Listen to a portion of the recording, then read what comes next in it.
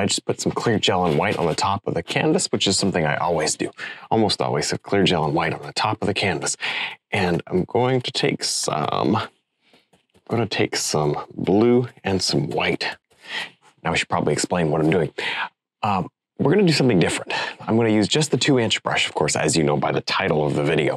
And I'm going to just do my best. This is more of a challenge and kind of, I'm going to learn, you know, you're going to learn, I'm going to learn, we're all going to learn a little something here, I'm sure, today.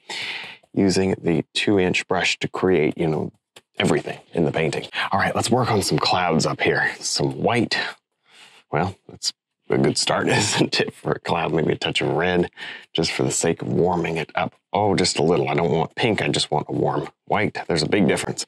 Don't you know there's a big difference between pink and warm white? Right up here, I'm going to just use the corner, because that's about all we have to work with, just the corner.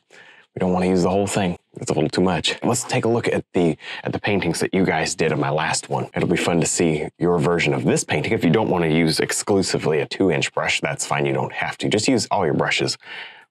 Or you can use just a 2-inch brush, or whatever you want to do. But I want to see your version of this painting. Make it your own in any way that you like, or copy it as close as you want to. It's all good, and it's always fun to see. So there you go. All right, now, if you need a 2-inch brush like this one, I have them available on the website. Sometimes it's kind of hard to find a nice big 2-inch brush that works really well. Nice natural bristle brush, very important. So now I've got a clean 2-inch brush. You may need a couple if you're going to be doing a 2-inch brush painting. You may need a couple copies, but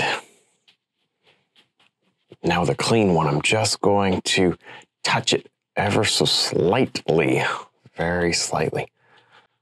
Oh, there. Now, if you go in straight, your brush is stiff, right? Does that make sense? If you go in flat like this, your brush is extremely soft. That's why you see me turning it like this instead. Kind of interesting, and more or less just touching it. There. It's a good effect for what it is. You'll find that this painting actually goes faster today. It goes quite a bit faster because we're using a big brush. It takes less strokes to get the job done. Well, now I've got a light gray mixed up, and then I've got a slightly darker gray there. See that? So I've got kind of 2 grays mixed up. And somewhere, I don't know, somewhere up here, it doesn't need to be perfect, just anywhere kind of in this general area, I'm going to start tapping and pulling down, creating a soft and fuzzy edge. That soft and fuzzy edge indicates, yeah, it indicates trees and bushes or just whatever growing here on the top of this little mountain. Now see, it's all fun and games now. It's all fun and games now, but it'll be very interesting when we go to do details with this big thing. This is what it's made for. This is background stuff. That's what I use this brush for, background stuff. It works so well for background stuff. It doesn't really work that well for details. It's just not the right tool for the job. Just like you wouldn't paint the blue part of your sky with a filbert brush. You'd be there for like 3 days just doing the sky. Same idea. So I've got kind of a gentle yellow color, a very soft pastel yellow color, not overly mixed, a little variation happening in there. White, looks good. All right, not perfect, but I believe the imperfections will actually be really a nice thing in that paint. So here we go, right up in here somewhere. I'm just gonna lay on. Now, of course, you may wanna wipe this area off with a shop towel if this doesn't stick.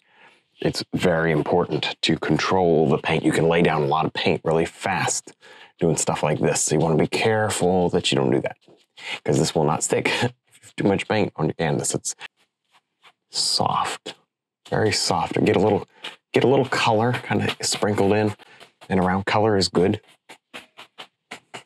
Okay, yeah. Nice and misty, a little of that green kind of in the mist. Okay. And then maybe I'll just take some more of our colors. It's easy to mix up too much paint. You want to mix up small piles because you don't want just a whole bunch of one color. That's just not going to work. All right, something along these lines, kind of just a gray.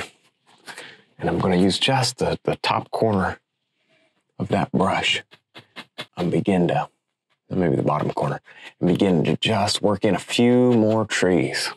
Just a few more, not anything too crazy, actually a little more black. Anyway, you play around with this as much as you want. It's just a matter of finessing this area until you get it. Well, I've got a dark green mixed up here. Actually, just all the dark colors thrown together. Looks pretty good. I like that little blue that's in there, a little brown that's in there. It's all good. All right, right up in here, we need to make some evergreen trees. They're actually going to be fairly tall, even even extending up on this side. And just tapping using the texture of the brush kind of to my advantage. There we go.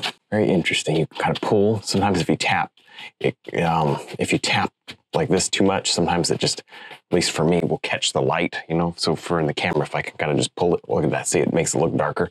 I didn't change the tone of it, it just looks darker. You may not have to deal with that at home, I don't know. What this is teaching me, what I'm learning, you know, and I'm practicing today is 1 or 2 quick, bold strokes instead of 50 little strokes because I got no choice. I have to do it that way. And when you do something like this, if you want to, you know, that's what you need to focus on. 1 or 2 quick, bold strokes. Put those 1 or 2 strokes where you want them, where they're going to make an impact. And then the whole painting is going to work out okay. And right up in here, so we can maybe keep that little gap. I don't know, right here. You do whatever you need to. As far as this layout is concerned, maybe something along those lines. Kind of however it falls out of the brush. Just a stroke or 2. You kind of have a nice little evergreen shape. They get slightly smaller as they come down here. In fact, they ought to get just a little more purpley. So let's do that. Plenty of blue, some white. Excellent, just a little more purpley as they come down to create the distance in the tree line. Well, now more or less with just all my colors thrown together here, I'm gonna paint just some dark under this grass. Actually not super dark when you think about it. I paint a little grass up here, maybe a little more there. Kind of, I don't know, got a nice shape to it. It's down and up, just interesting. I don't know, it doesn't really matter. You do whatever you need to do there. My light today is coming through the painting like this, hitting this area. This area here is going to be very much in shadow. So we'll do that, even painted in shadow now. I know it doesn't make any sense yet, but it will. It will. And I've got rocks and whatnot that need to be painted in this area. So I'll maybe add a little extra black, a little extra brown and whatnot in there. So I'll just more or less get the canvas covered except for that area there. So now right up here, I'm going to create a couple of trees, a couple of bigger, darker, more close trees. These are going to be relatively in the shade. There we go. Ooh, look at that. Instant texture, instant texture. It's pretty fast, almost automatic here. You see how I'm using the brush very flat against the canvas, not straight in like a pencil, but very much flat. That's what's kind of doing it for me. There's my color, just throwing everything dark here, all kind of in one pile, not letting it be too flat or one color. It looks about right. We'll just create a little more texture and continue to work our way down these trees. Kind of don't know what you're going to get until you look at it, right? Until it comes out of the brush, and then you know what you have. There's not a whole lot of control doing it this way. A little bit like a palette knife painting, actually. Now I'm doing a little bit more of a detailed tree. I thought it might be interesting to show you how to do that. Now, I will say this, it takes a lot of paint. You know, this right here, I had to squirt out some more, and I'm trying to keep the paint just at the edge of my brush. I don't want it way at the back here. I want it just at the very cutting edge of the brush, the chisel edge. See, and then I pull it evenly on both sides to try to get it into that chisel shape. There you go, now you can see it. See that? Chisel shape. And that helps me to create a little bit more individual limbs. So maybe this tree comes forward just a little of the others. You know, you can see I sort of made a trunk here. Oh, I don't know. I don't know for sure where all this is going. This is a little bit more of a free painting today. A little loose, a little bit. I kind of don't know where I'm going. That's wonderful. Oh, it's just wonderful. So anyway, there you go. Bare spot, just like you would with a filbert brush. You create these little negative spaces. You know, where's a filbert brush? That's what I would normally use, in case you're new to painting with me.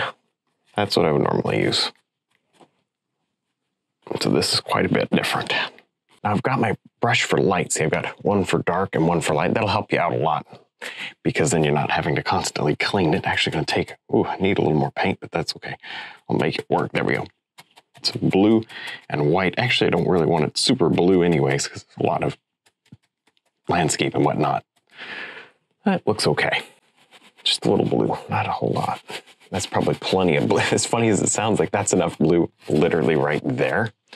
And the rest will not be blue. The rest will be black and some other stuff. Oops, I probably shouldn't have done that with my light brush, but oh well. Anyway, just paint in the undertones for this little river. Maybe make it just a touch wider at the base here. You know, maybe we'll have a little waterfall there. A little waterfall, like just a little tiny, tiny thing. Nothing big. Well, now our light's coming in through this way, so I'm just gonna set down my brush. But you can either do it this way or this way, you know, just kind of whatever's easier, but I'm just gonna set down my brush very gently. You may need to blot this area with a shop towel to get that paint off, but I think so far so good. Just using the corner of the brush. If you use too much of the brush, you know, straight in, it'll probably not work as well. Wipe the brush off on your palette before you reload it every single time. That's probably good. I don't want too much. I want the rest probably pretty dark. Let's darken that just a little. Honestly, just less paint in the brush as well will help. So it'll just mix with what's going on. That looks pretty good. Even darker as you work away from kind of the center of interest. Well, I've got a darker highlight this time, much darker than this, and I'm going to just place on a little to these trees here. I had the river kind of showing there. I ended up covering that. Mostly accidentally, but oh well, it'll be all right. It doesn't matter. Kind of get some decent texture going up that tree. It's not necessarily perfect, a little impressionistic, you know, not perfect impressionistic, but that's good. That's really good. A little brighter right here. Yeah, that works. Let's see, right in here. Try to get it to where you can actually see. I know the big brush, sometimes it kind of blocks the brush strokes, but there you go. Hopefully you can see that pretty well. Not too bright, not too bright, not too bright. There we go. Very good. So now you have to imagine that light just shining through. And I don't want to, because I've only got, you know, a couple of select textures I can actually make because of the brush. You know, I'm using just one brush. I want to be careful to make sure that these textures back here have a little slide to them. In other words, see that little blurriness to them. That looks pretty good. You know, that light coming through, maybe kind of in shadow here, but right in here. Now I won't go too far up because I still need to finish my details and my water, whatever details I'll be able to do. But let's just get us some light going on right here. Ooh, that's good. Excellent. It's fun. This sort of thing is fun, isn't it? Well, now I'm going to carefully try to get in here a little bit of highlight. Actually, that's enough of that's kind of more or less just white. Now a little more blue in it. I'm just trying to touch only the light areas. This is actually not bad. You kind of let the brush do some of the work for me. All right, I'm going to place on just a little highlight to these rocks. You know, it doesn't need to be super intense, just a little, just a little. Okay. Kind of using the corner of the brush, trying not to go in with the full brush. It's too much. So there's my color. Put some fresh white out there and just trying to get kind of a nice mushy color. All mushed together, you know, not just one flat tone, if that makes sense. Oh, I like that. I like that accent highlight. It's going to be a little challenging to get more of that, but I'd like to get a little more of that. There we go. A little accent highlight there. Good. It's not critical that you get it like, you know, perfectly smooth or worked in, but that's it. Anything along those lines right there look pretty good. Pretty good. Let's just get a few more rocks going on here. Oh, it's easy to make them all the same shape because the brush is so large. Try not to do that. Try to get them different shapes. Good. There, I'm just finishing up some details here. See, just by kind of breaking the brush open. See that? Look at the end of that brush. That's what kind of allows me to get a few of these little tinier things, because these rocks back here are so challenging compared to these, because I need them to be fairly tiny. I don't want everything to look like grass. Everything with the 2-inch brush looks like grass, but that looks good enough. So what I really want to show you, though, is the idea of trying to potentially get us a little bit of a tree trunk action. I think I'm going to have to thin my paint with a little bit. You could use linseed oil or whatever you want, but I'm going to thin my paint like a liner brush. Not quite that thin. not anywhere near that thin, but I need to thin that paint so that it comes to a chisel edge like this. Okay, so I gotta have that chisel edge, and having that paint a little thinner helps with that. I'm going to say about half the thickness is normal. And I just want to touch down and create a little tree trunk. That actually looks really, really good. That might be a good way to do tree trunks any normal day. There. So anyway, how fun is that? You can do your tree trunks like this, and you could also do those little dead tree stumps with this technique as well. Let's do one. Let's do one. Here's some black, brown, doesn't really matter. Something just not totally black. You know, do one right here maybe. There. Something like that. And then pull off a branch or two. See why I had to thin it down? In fact, I could really stand to thin it down just a little more. Just a little more. That thin paint helps.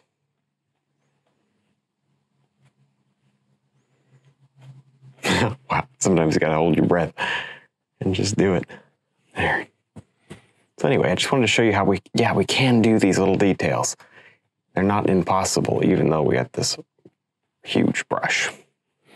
Maybe back to my light colors. Right back to my light colors. And let's get us just above that, maybe a little too bright. Let's get us a couple of more tree trunks going. Excellent. Now I'd like to add just a couple little mountain wildflowers. I think I need to thin it down just a little more so that they don't come off, again, looking like grass, but just a purple color. And this is more or less like, this is like my liner brush step, you know, at the very end of the painting. This is what I would normally do with a liner brush. But I just want to get some amount of visual interest and action going here. And I think these little purple flowers are going to do it. It's pretty. Actually, I'd like to see them just a little darker so we can make that change. See that? There we go. A little darker and a little nicer, I think. I think that makes a difference. You guys let me know what you think, but I personally think that makes a difference. I have those little wildflowers. I don't do a whole lot of flowers anymore. I used to do them all the time in paintings like this. I don't know. I guess I should get back to doing more flowers. This helps to fill in and kind of, make up for the lack of detail. It's pretty. Right up back up in here. Let's throw a little of that purple. Just smoosh a little purple very lightly back up in there. Well, that about wraps it up for today. Hopefully you really enjoyed seeing this. I learned a lot, and it really teaches you good brush control. Hopefully you try doing something like it, but it'll be interesting to see your version. Don't forget to check out our website, DVDs, and brush line. Thanks for watching.